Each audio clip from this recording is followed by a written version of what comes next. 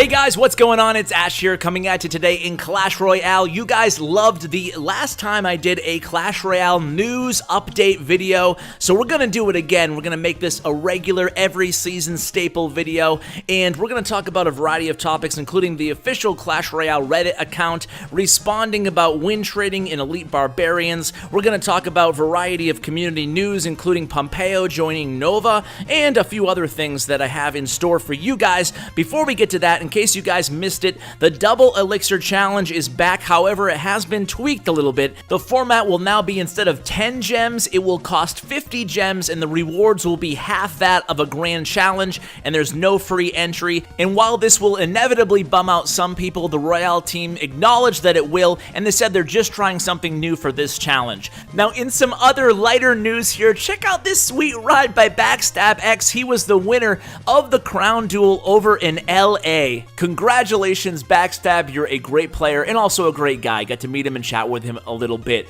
So I'm going to go ahead and put on some replays here. Nothing too crazy. I'll show a couple wins and a loss or two as well. But before we do that, let's move on to the next news item here. And this is the fantastical Q&A that was given by an official player support staff member, either hired by Supercell or somehow representing Supercell. And that was confirmed. If you want to go ahead and pause and take a look, it's definitely nothing serious, but it was interesting that this employee kind of went rogue and provided a little bit of background if you guys like kind of lore type things. For example, the Electro Wizard apparently turned his back on the two schools of magic, which were previously ice and fire, and he learned to control lightning, and that's how he came to be. So that was confirmed to be 100% real, given by a player support person in-game, so that was really interesting. I'll include a link with the credit to the original poster in the description below.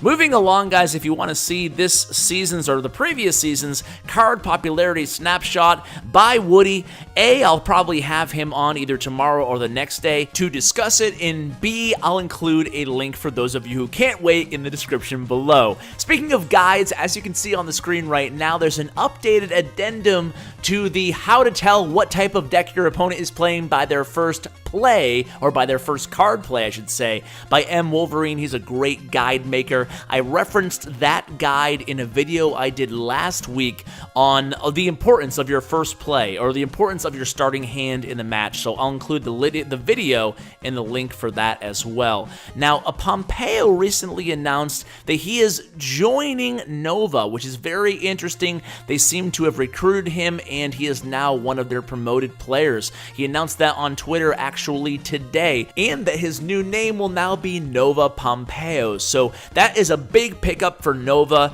For those of you who don't know exactly how their kind of promotion players work, you might want to listen to the first interview I had with Trevor, the English-speaking leader of Nova. Definitely a controversial clan, but at the same time, well, you guys can hear all that story. I'm not going to get back into the Nova conversation. I promised you guys I wouldn't do it again, so I'm not going to. But that is big news, a big pickup for them. Pompeo, for those of you who don't know, is one of the world's best players. He actually made a big name for himself in a big way back when they had the really large tournaments for $2,000 that Bren Chong was hosting back in tournament week, along with a lot of the big content creators. I hosted one, Galadon hosted a bunch of them, and so on and so on. And for those who don't know, there's sort of a rivalry brewing, or it's probably already brewed, I guess is safe to say, between Arab Union and Nova, basically on to who can get the best players to represent them and who can, make it to the top of the leaderboard at the end of the season. So as the season winds down, take a look at the top of the leaderboard and see who's on top, and more importantly, at least to me and to your average clasher who's not going to get there themselves anyway, is who's doing it fairly, who's doing it without win trading at the end of the season. And speaking of win trading and Elite Barbarians and a bunch of other stuff, you guys might have missed, because it didn't get a lot of attention, but there was a big "Why doesn't Supercell take responsibility for their actions" post on Reddit this morning. I'll go ahead and let you guys pause if you want to read the whole thing, but it's a well-written question basically about Elite Barbarians, about win trading, and a variety of other pain points in the community.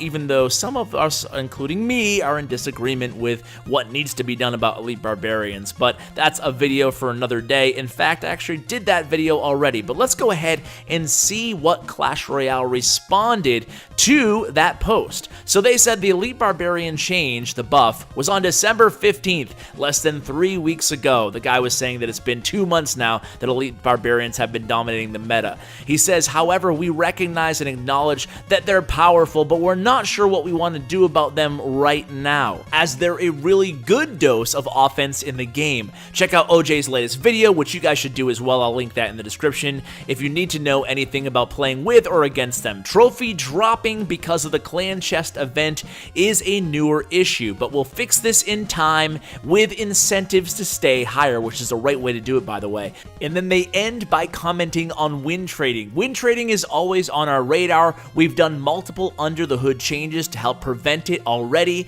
and will continue to do so. Now, Trevor actually alluded to this in my very first interview with him. Again, Trevor is the leader of Nova, and Nova admittedly win traded a lot in the past, meaning like 2 months ago by themselves. I'm not getting into the controversy of if they still do or if they still did, but they did before, they admitted to, and they said that it became much more difficult, you know, with some recent patches that Clash Royale did. I won't get into the specifics in this video, but essentially, in a nutshell, in a very abbreviated version, they made it so you can't just press the button, look for a match at the same exact time as somebody else. Rather, you're entered into a queue where you have to wait 5 minutes. Everybody in the queue is kind of shuffled around, and then they're given a match after that, something to that extent. And I think, you know, talking to them a little bit behind the scenes about it, I think they really are really serious with instituting more and more measures to make sure it's more and more difficult for people to do,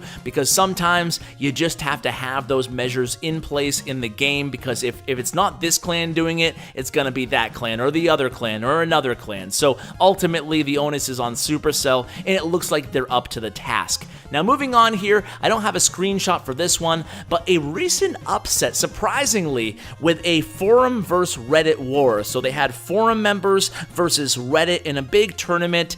It was hosted about 3 or 4 days ago. I'm not sure if it's on YouTube. If any of you have a link to it, go ahead and let me know in the comments, or actually tweet me it at clash_with_ash, and I'll include it in the description below. But basically, an upset, a surprise upset. I think a few guys from the Reddit team used maybe some troll decks. I don't know if they were troll decks, but they used Sparky decks, which I wouldn't think, not being in the meta right now, would be your go-to decks, and they actually lost versus the forum members. So that was a surprise victory for the forums versus Reddit. I'm sure Reddit is dying for a rematch. They have a lot of good players, so I think my money would be on them on a rematch. But hey, shout out to the forum people for picking up a very impressive victory in the contest.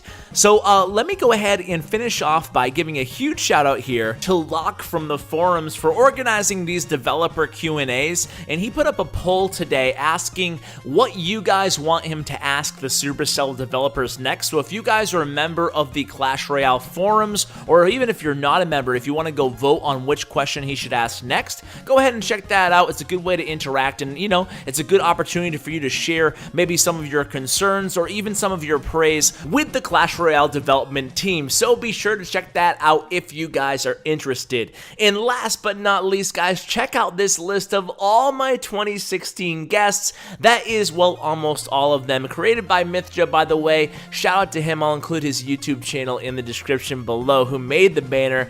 But we left out, or I left out mistakenly, Mini Minter and Arrow. Huge shout out to those guys. They're both great players, so my bad on that. But certainly a ton of familiar names games. If you guys have anybody you'd like to see me include on the channel moving into 2017, you gotta let me know. The best way to let me know is on Twitter at Ash_with_Ash, and the best time to reach me on Twitter is between the hours of 10 a.m. and 5 p.m. Eastern time. I know that kind of sounds funny, but sometimes if I don't catch it overnight, I'll actually just lose track of all the tweets. So I don't want to leave anybody out. I want to definitely cast a wide net in the pros that I bring onto the channel. That's why I always try to keep an eye out for new players who are bringing a lot to the table in terms of being able to really articulate their strategy or just have really amazing achievements in the game. So guys, that is going to do it for today's Clash Royale news video. Did I miss any news? Is there something big that's going on that you think I should have covered that I didn't? Is there any different segments or any different format that you want me to implement for future news, community news videos? Go ahead and let me know in the comments, guys. I'll be sure to read them all. Can't respond to every single one, but I will read them, especially in the first 24 hours. So guys, thank you so much for watching, and as always, take care, guys.